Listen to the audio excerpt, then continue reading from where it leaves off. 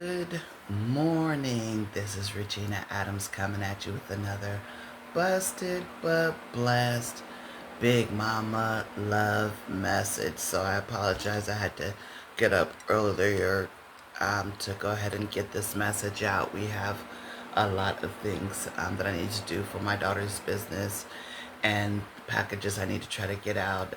So there's just a lot going on right now.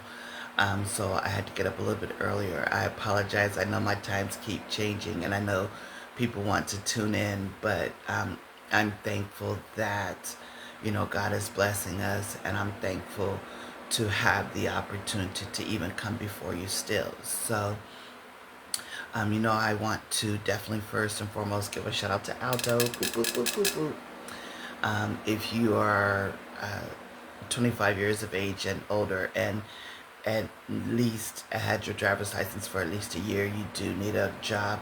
Alto needs drivers. They need 20,000 drivers. And they safe way to drive, constant paycheck. You drive in their vehicles. They give you the gas card and a cell phone. So I'm so thankful I had the opportunity to drive for Alto when I did, because I was able to see Los Angeles, and I was able to see areas of Los Angeles that I was never able to see before. And it's a blessing to be able to drive just around Los Angeles on somebody else's dime, to go as far as you can go and realize, dang, this is still Los Angeles. Oh, dang, I didn't know they had this here.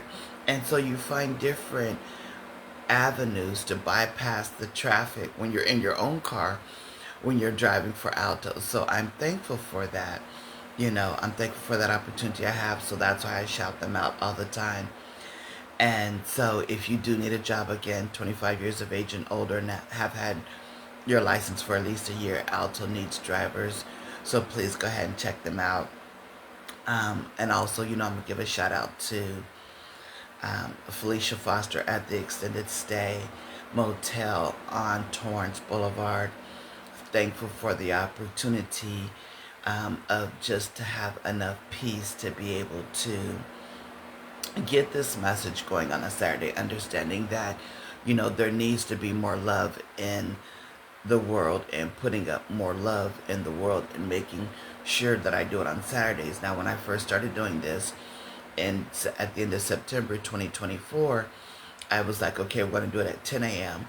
on Saturdays, sending up love every Saturday, starting at 10 a.m. And as life started lifing, I've had to change my times to adjust to whatever environment I am in. And as I'm thinking about it now, yesterday I was listening to Dietrich Haddon, A Billion People Saying Jesus. And I started thinking, and I was like, at 10 a.m. every day, what if you stopped for 1 second and just said, Jesus? Would we be able to shift the atmosphere? And I'm not saying everybody do it at once. I'm saying at 10 a.m., whatever time zone you are in, stop for however long it takes you to say, Jesus. Because if you believe that we need Jesus, more of Jesus in the atmosphere, and you take time with other believers to stop for a moment and say his name, how can we impact the world? How would we be able to shift the atmosphere? How would we be able to shift the attitude of those people who need love? Those who don't get my messages, those who've never heard me. If you're interested in shifting the atmosphere, I want every day at 10 a.m., because I have my alarm set. And when my alarm goes off, before I even click it off, I'm just going to say Jesus. Because I want God so prevalent in my life to shift the atmosphere. that I'm putting this out there over the internet. Yeah, that's crazy. I don't care. That's what I'm doing. I'm trying to get Jesus everywhere because I definitely want to be a part of the influence that would motivate God to bring heaven to earth. And I say that because, I was looking on my phone, and on my phone, I play a lot of games. And on the games that I play on my phone, I I lose a lot. I do. The one game I do play that I do win at is a mind game that I have to figure out different ways to win that game, which it cannot be hacked. I play spades. My spades is hacked. I play whatever game, other games I play, where I'm against an opponent, or if I'm trying to complete something, those games I lose.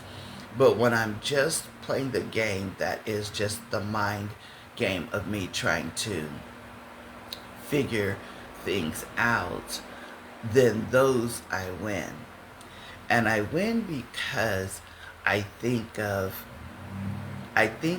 other possibilities on how to win. I don't just follow the steps. I don't just recognize what's been given up to me. Because at one point, even when I was playing that game, when I'd go back and then redeal the cards, all the cards would come back differently. Like a couple would be not where they were. So when I go back again and I come back, the cards would be shuffled differently. And so, but still winning the game. And I said that because I understand, like I said, this life is not a game. But you do have to choose the team you're going to be on. And the team I choose is God. And I'm choosing God not blindly. I'm choosing God with the intent to understand. I want the knowledge of God. I want to understand the secrets of heaven that have been used against the people of God to destroy the people of God. I want to understand that better. And I was thinking about a situation I had earlier this year where I had a vision and it took me about 3 weeks to understand the vision. And then when I went to go share it with a family member, and they were family members surrounded by family, and what I did was I pulled them aside and I spoke in their ear, because I knew what I had to say was not going to be easy. I knew what I had to say, because that's why it took me 3 weeks to say it. I knew what I was going to say was going to shake things up, and I understood that. Which is the reason why I pulled them aside. Even though we were surrounded by family, it was just me and them, and I spoke it in their ear. Now, what happened was, the evil one, y'all know who I'm talking about, who also has a spiritual ear, came back and told this person that I told her what I told them, the vision I had.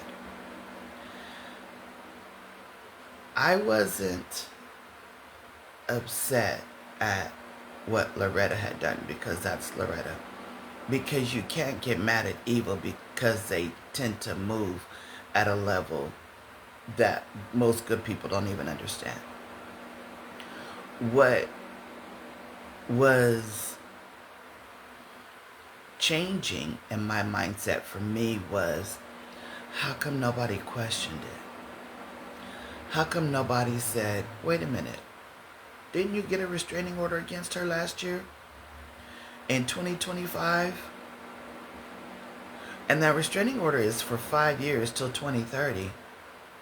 Why would she come talk to you like y'all besties? Didn't she punch you in the face in public?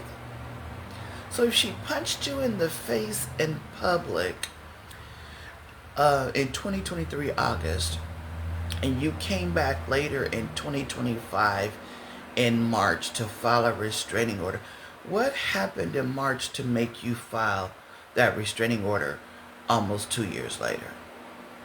Not only that, hadn't you been staying in the room next to her at the extended stay for 3 months before you even filed the restraining order?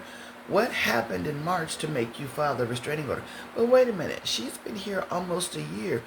Why are you showing up after you got the restraining order, and why are you here now? If y'all were besties, why wouldn't she be back at your church? No one questioned the why and how did you get that information. Everyone just accepted the information and then did accordingly. That's the issue with us as believers, that we just obey God without asking why. And it's the why that saves us from blind obedience to what the enemy wants to do in our lives. It's the asking of the why that would bring questions up in your mind that would say, okay, wait a minute, that doesn't make sense. You got a restraining order against her. Why would she come talk to you? Why would she come shake your hand if you have a restraining order against her? Why would any of the things that you are trying to say she's going to do with you or for you or whatever, and you acting like y'all are besties, and you actually have a restraining order against her? And it seems like the only person that's violating it is you, because you come to the church after she got here. You followed her here. So then why would we believe anything you say? And I think about that because it helps us to understand how Satan was able to deceive a third of the angels in heaven into following him. And I say that because I think about, even a few years ago when I used to hear her say, follow me. You should follow me. The word says, follow me as I follow Christ. Why would I follow you and I don't even know you? And then it got me thinking back to when I was younger. I remember with my cousins, I learned how to play basketball. I learned how to play football. It was my cousins and my brother taught me how to play baseball. We used to play three flies up, playing football, and then we would go to Oceanside to play basketball. We had to play 21. And I remember I was in junior high school, and I had a growth spurt, and my brother was going to go play football with some of the fellas in the neighborhood. Now, mind you, we lived in a neighborhood that had Samoans, Hawaiians, Filipinos, Mexicans, whites, blacks, Chinese, Japanese. So we lived in a multicultural community environment. But when we went to play football, the majority of the people we played football against were Samoan men. And I am 5'8", 148 pounds back then. And I remember playing football. And I remember the guys picked me up on their team, and my brother's on the opposite team. And apparently my team was beating his team. And so they gave me the ball and I ran, and my brother tackled me, and he slapped me across my face really hard and tackled me hard. And I figured he was upset because my team was beating his team. And it was interesting because all the guys fussed at my brother for tackling me so hard and told him, you never hit a lady that hard, which that was the only time I remember he ever hit me, because he not even later when we got older in life, he never hit me again.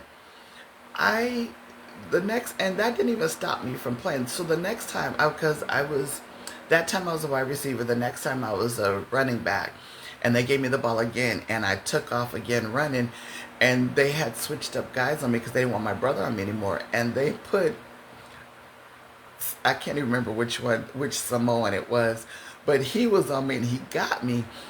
And instead of tackling me, he just scooped me up and walked me back in the other direction. And they were like, no, you can't do that, because I had the ball still and I wasn't like on the ball. So instead of him, hitting me hard, he just scooped me up and walked me back in the other direction. And I was thinking about that last night. And then I was thinking about when I was playing sports in high school and even playing basketball in college. And my senior year, we won when I played sophomore and junior year at Santa Clara. We won the CIAA out here, and then my mother passed away my junior year. So in Florida, we had to move to Florida my senior year. In my senior year, we went 27-2, and my football coach, head football coach of at my high school, got me a scholarship to Shaw University, full ride. And I went to Shaw and we played basketball. And I remember my sophomore year when we had everybody coming back, and the plan was, oh, we're going to win the championship this year. And I remember twisting my ankle when we were at the playoffs, and my coach had me and several of the other seniors that had injuries, and a couple of other, I think it was the starting five and a few other people, maybe like the first five or six. I can't remember everybody. And we all had to go to the jacuzzi we went to the jacuzzi. We had to ice the ankle for 20 minutes. We had to heat the ankle for 20 minutes. Then we had to ice for 20 minutes. And we did that, several times until the swelling and the pain came out of it. And then we rested and then wrapped up and got ready to play. And we won the championship that year. And I was looking back over my life, and I was thinking about the multitude of times that the teams I played on won championships. We won the game. Not because I was all of that, but because I was on the right team. Because I was fortunate enough and blessed enough that even when I thought I wanted to go one way in Florida, my dad was like, no, you're going to go over here. I'm like, okay. I've been fortunate enough to be guided to make sure I was part of the right team. So when I hear somebody years later telling me, follow me, for what? What's your plan for this life? When people are saying, oh, you should follow me, what's your plan for this life? What's your 5-year plan? Where do you see us in 5 years? Because this is not a game for me. Do you have a future in mind for us? And if they lie, that's why you have your spiritual ear and your spiritual insight, your spiritual eyes, to be able to see the truth of this person. We get comfortable with accepting what we think is truth without questioning it. And there should not be any place you should be able to go in this world without questioning, what's your plan? What do you want to happen? Why should I listen to you? And it's crucial that even today we do that in the church. Why are we listening to you? What plan do you have for our lives to make sure that we want to follow you? Not just because you're the new kid on the block. Not just because. How does your plan for this life line up with my plan so I can understand and trust your plan? And that's why no matter what I go through, I try to stay consistent. I'm consistent no matter how many times my stalker invades my environment. I'm consistent no matter how many times my stalker uses other people to invade my environment. I'm consistent no matter how many times my stalker comes back to lie on me, my stalker hacks me, my stalker posts videos of me, my stalker questions my faith, my stalker has other people question my faith. No matter what happens, I stay consistent because I understand that this life is not a game, no matter what. And whenever God decides to call me home, I'm going to heaven no matter what. And I really believe he hasn't called me home yet because he knows when I get there, I'm going to get on his nerves. I'm going to just be sitting there all up in the business. I don't care. You made me this way. I'm going to be sitting right here looking him in the face. And so I feel like that's the reason why I'm still here, because he's like, I got other things to handle. I can't handle you, right? You stay here on earth. You try to bless people here on earth, because I know once you get to heaven, it's going to be, you already know. What up? I'm here. Let's talk. And I'm going to be in the face like this. I'm going to be in his face, sitting in his lap, and I'm not moving. I hope he ain't skinny, because if he is tough, I'm coming up there with all of me. All of me. I posted this week, and it reminded me of what I had saw in a vision a few years ago. And I posted this week where the kid says, Mom, why do you want us to be saved and love God? And the mom's response was, because you're the only things I can take with me to heaven.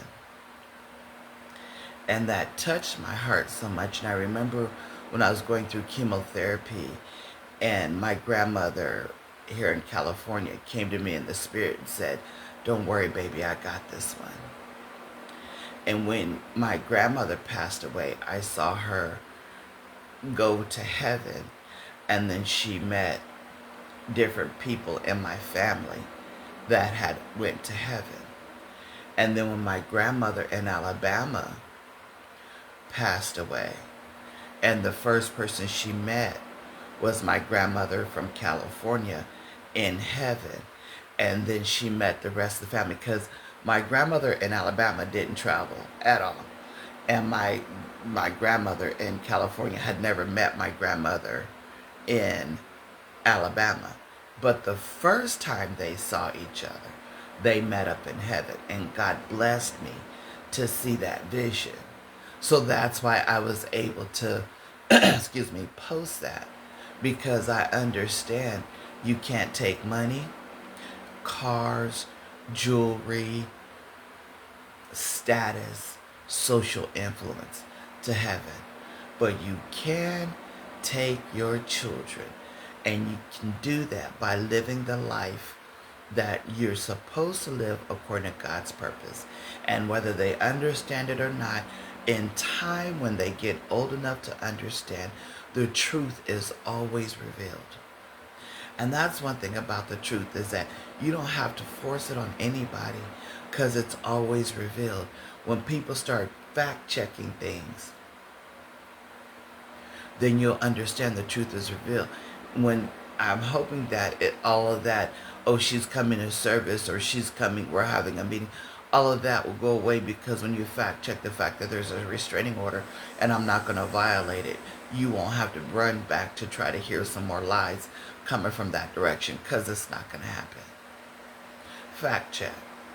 And as believers, we should be able to ask, why? Why are you saying this? Why are you here? What's your real agenda? And if we're too afraid to say to that person, we ought to say it in our mind, what's really going on? What really happened? And I'm going to end like this. Father God, I pray that you watch over us, guide us, and protect us. Keep us in your keeping power. Keep us safe from all hurt, harm, and danger, seen and unseen. And we will be sure to give you all the praise, glory, and honor that you so righteously deserve. In Jesus' name I pray. Amen.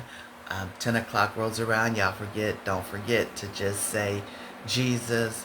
Make sure you choose the right team, because that's the team you will end up with at the end of this life. I love you guys. Have a great day. Be blessed.